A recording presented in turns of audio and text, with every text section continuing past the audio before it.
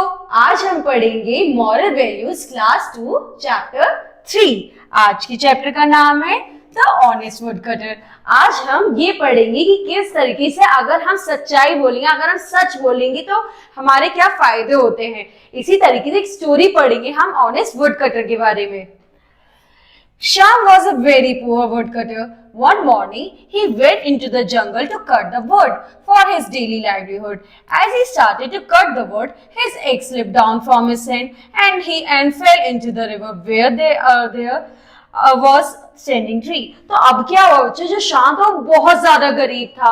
वो अपना डेली की लाइवलीहुड जो है वो पेड़ काट कर लकड़ी काट के लकड़ी बाजार में बेच के कमाता था। एक बार की बात है, वो इसी तरीके से वुडन लकड़ी काटना है और लकड़ी काटते काटते जो उसके हाथ का एक सब उसके हाथ से गिर गया और नीचे जाकर नदी में गिर गया।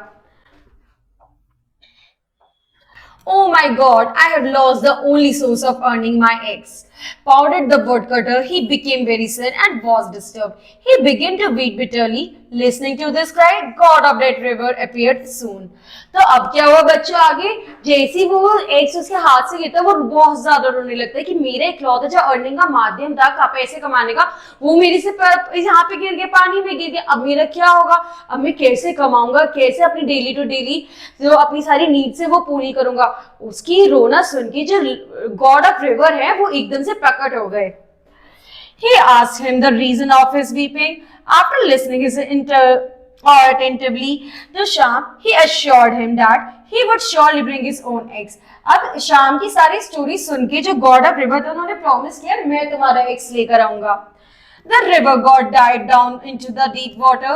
After a certain period of time, he appeared with a gold egg in his hand.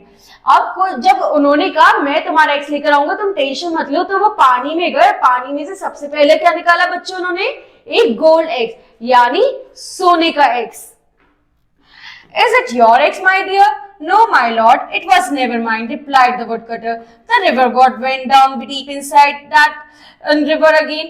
अब वो जब उसे गोल्ड सोने का एग्स दिखाता है तो वो कहता है नहीं, कभी से भी मेरा नहीं था।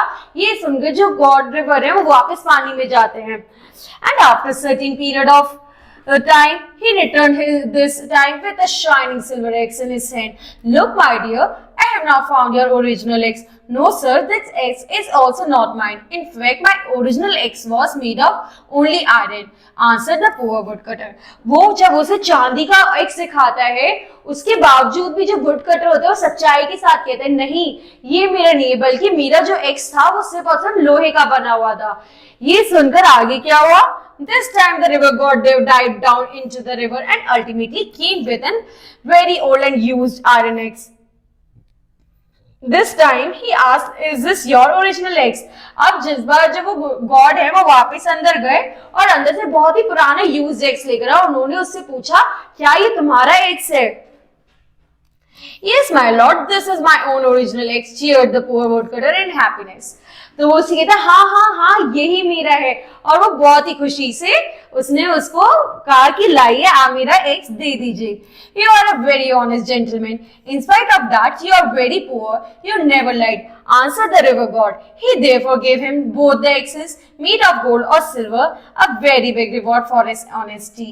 तो अब इन द एंड क्या हुआ बच्चों, जो वो रिवर ऑफ गॉड है उन्होंने कहा तुम इतने पुअर हो, तुम्हारे पास पैसे नहीं, उसके बावजूद भी तुमने मुझसे सच बोला। अब तुम्हारी सच्चाई का मैं तुम्हें रिवॉर्ड दूंगा और वो उसे गोल्ड और सिल्वर दोनों एग्स उसे दे देते हैं। इस तरीके से हमेशा हमें अगर हम सच बोलेंगे बच्चों तो हमें उसका फ्रूटफुल गिफ्ट जरूर मिलेगा। हमारे अगर हम सच बोलेंगे तो हमारे साथ हमेशा अच्छा होगा। तो आज के थॉट्स क्या है इस चैप्टर को पढ़ के? All of us must be liking the woodcutter because he is an honest man. In spite of that, he was very poor and never lied. हम सबको जो woodcutter है वो बहुत पसंद आया। क्यों? क्योंकि वो एक ऑनेस्ट मैन रहा और उसने गरीब होने के बावजूद भी झूठ नहीं बोला। Therefore, God gave him very big reward for his honesty. We should always speak the truth. अब क्योंकि जो woodcutter ने भी सच बोला तो उसे कितना अच्छा रिवॉर्ड मिला। इसी तरीके से हमें भी सच बोलना चाहिए, हमें भी भगवान अच्छा रिवॉर्ड देंगे और इसी तरीके से हमें हमेशा सच बोलना चाहिए। अब हमें क्या याद रखना है बच्चों? Never tell a lie because honesty is the best policy. हमें कभी भी झूठ बोलना चाहिए क्योंकि सच ही सबसे अच्छा साधन है जिंदगी का। ऑलवेज स्पीक द ट्रूथ, हमें हमेशा सच बोलना चाहिए। God also likes and loves honest and truthful person. भगवान को भी वही बच्चे और वही लोग पसंद है जो हमेशा सच बोलते हैं। ठीक है बच्चों, अब नेक्स्ट क्लास में हम नेक्स्ट चैप्टर पढ़ेंगे। Thank you.